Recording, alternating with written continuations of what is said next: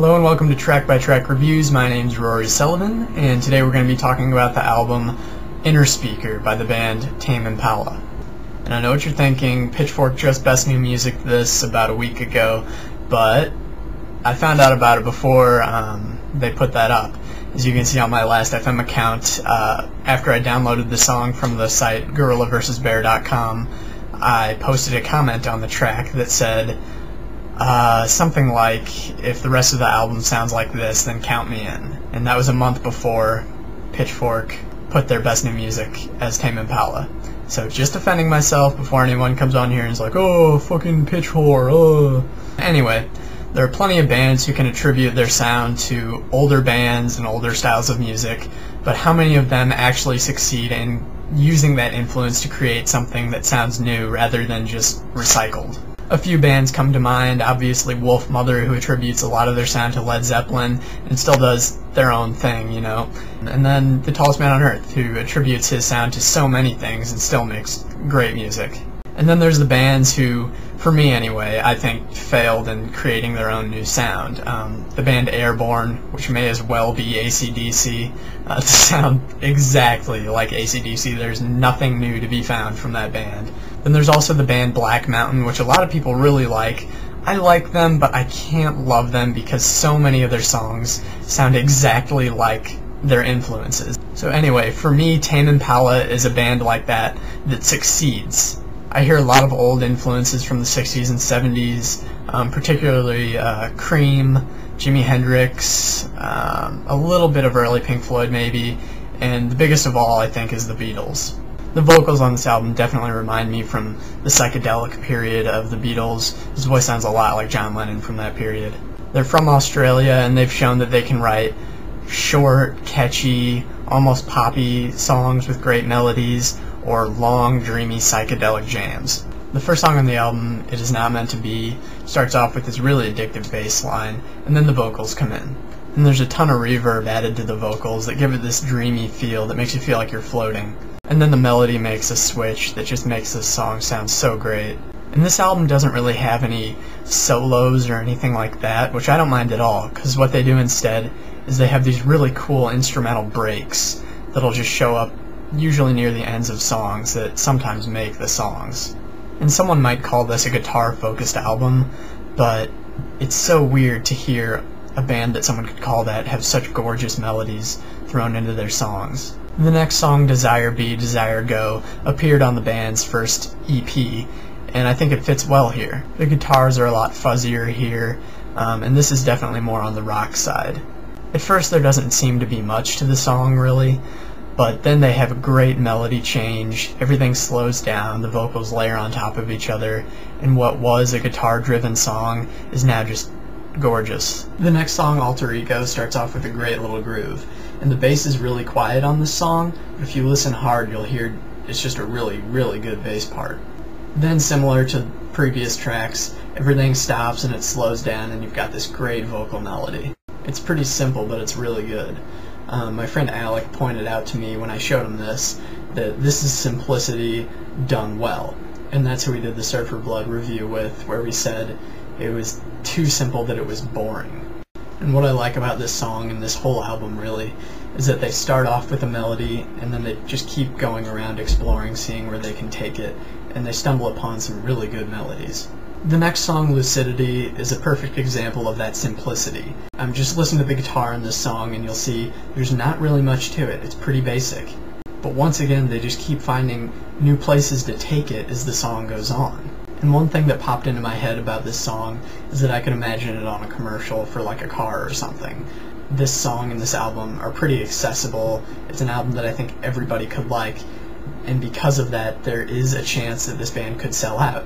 I'm hoping they don't, but I kind of feel like they're going to go the Phoenix route, where their song will show up on a car commercial or for something, but they're not going to completely bleed over into the mainstream like an MGMT or anything like that, I don't think. The next song, Why Don't You Make Up Your Mind, is a good song, but in this song it's not the vocals that really stand out to me. It's the nice synth/guitar thing that they have going on. That's the main focus for me. And the the vocal melody is hardly bad in this song, but unlike other songs, it doesn't really explore and see where it can go. Like, it just sort of stays with that melody the whole time. I think the band kind of knew that this wasn't one of the stronger songs on the album, because it's one of the shortest songs. It's only a few seconds over 3 minutes, so I think they sort of knew that they needed to cut it short, and I'm glad they did. This is still a solid song, though. I'm not saying it's bad. It's a good song. The next song is called Solitude is Bliss, and this is probably the biggest song from the album. It's the second one that I heard, and when I heard this song, this is what really got me hyped to hear the whole album. And of all the songs, this probably has the most traditional song structure, although there is another really cool break near the end. And that little part just chills the hell out of me. When I hear that part, I'm just sitting there like, and once again, there's some really good drumming all throughout the entire track. And for some reason, I'm really just attracted to this music video also, so I suggest checking that out if you want some silly dancing, interesting facial expressions, and a German Shepherd getting punched in the face. The next track, Island Walking, is probably the only song that I really have a problem with.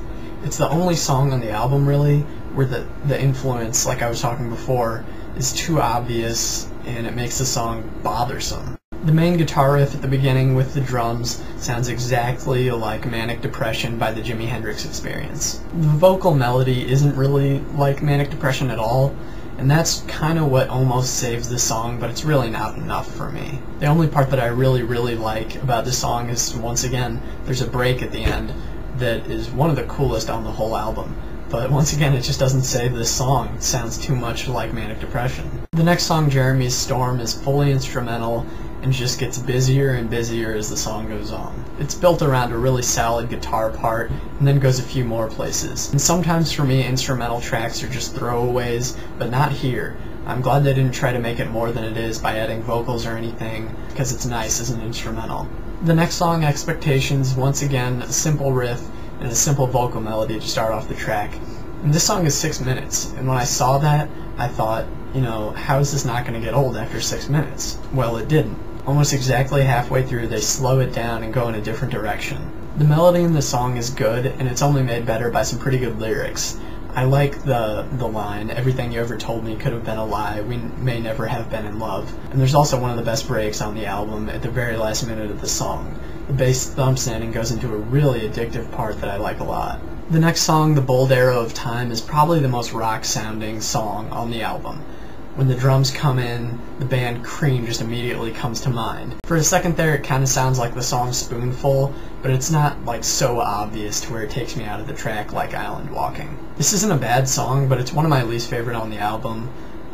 It just sounds a little too much like a classic rock song or something, like they're trying to be classic rock. The next song, Runway, House, City, Clouds, is the first song I heard on the album. It starts off with this really fast riff, and then the rest of the band comes in. If the song had just stuck with this original riff and not gone anywhere, this would still be a good song, but it goes somewhere else and makes the song great.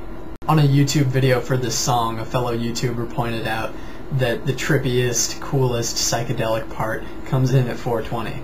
This synth leads into my favorite guitar part on the album, and when I say that I don't mean it's like, oh, he's shredding, you know, like Comfortably Numb or Stairway to Heaven. It's not like that. It's just a really chill guitar part, and it sounds really good. And really that guitar part takes up the last almost 2 minutes of the song, but it just doesn't get old. The closing track I don't really mind. It seems a little misplaced to me. If you ask me, Runway, Houses, City, Clouds should have been the closer. It's a long, epic track, and it closes off really chill, and just sort of has closure in it. This song is just sort of a regular rock song. I feel like this could have been earlier in the album, maybe, and it does have this, about halfway through, this huge synth that comes out of literally nowhere, and sounds pretty cool. Pretty average song, and I don't think it fits as the closer. So that's the album, and all in all, the expectations that I had going in were all met. This is just a really good album, and it's really accessible. It's one of those albums that I feel like if you're into classic rock, you'll like this album. If you're into alt-rock, you'll like this album. If you're into anything, you should come away with something from this album. The melodies are all just really good, just gorgeous.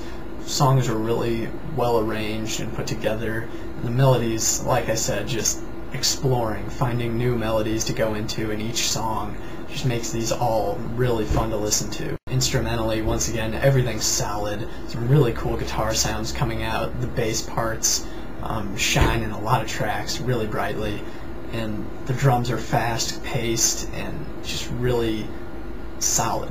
I give this album an 8.5 out of 10. It's just such an enjoyable listen.